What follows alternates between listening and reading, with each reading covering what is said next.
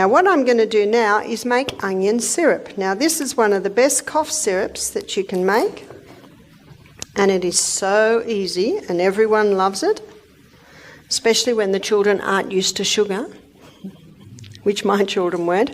I've put a layer of chopped onion in a jar, and now I'm going to put approximately a teaspoon of honey.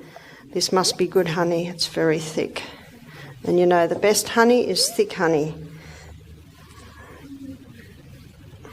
So that's about a teaspoon of honey.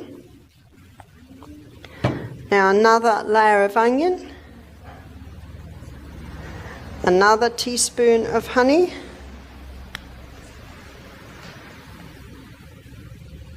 Needs 2 hands.